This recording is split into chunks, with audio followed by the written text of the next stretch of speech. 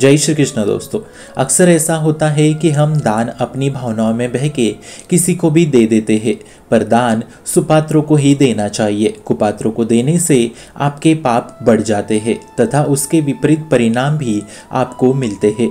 तो हिंदू शास्त्रों के अनुसार कुछ दान ऐसे होते हैं जिसमें हमें पात्रता देखनी ही नहीं चाहिए, जैसे मधुर वचन, जल, भोजन किसी को भी दे सकते हैं।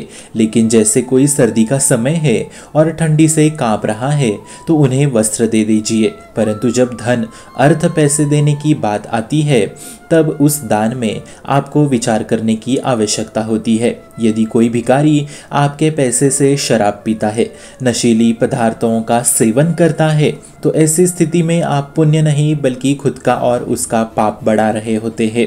इसलिए पैसे दान में देने से पहले 1000 बार सोच विचार करें। तो हमारे शास्त्रों में यही कहा गया है कि जहाँ अर्थ दान करने की बात होती है वहाँ पात्रता अपात्रता अवश्य देखनी चाहिए तथा ये देखकर ही आप अर्थ यानी पैसों का दान करें। लेकिन बीमार व्यक्ति को औषधि दवाइयाँ देने में, भोजन देने में, वस्त्र देने में, प्यासे को पानी देने में, मृदु व्यवहार करने में, इन सब में कोई पात्रता ना देखे।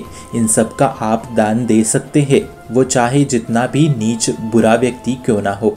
पर अगर भूखा प्यासा है तो उसे अन्न और पानी दे। पर अर्थ पैसे देने में विवेक की आवश्यकता है। ये देखना है कि आपके पैसों का उचित तरीके से इस्तेमाल हो रहा है या नहीं, वो सदुपयोग में हो रहा है या दुरुपयोग में हो रहा है। यदि आपको संचय है तो ना दे। जहां हमें पक्का विश्वास है कि आपके धन का सदुपयोग ही हो रहा है वही धन का दान करे, नहीं तो अन्न सेवा ही कर देनी चाहिए, भोजन दे देना चाहिए। भोजन देना ही अति उत्तम दान है और यदि उस भोजन में भोग का प्रसाद मिला के दे तो ये तो 4 चांद लगाने वाली बात है, क्योंकि इस स्थिति में आप खुद के लिए भी और उनके लिए भी पुण्य कमा रहे होते हैं।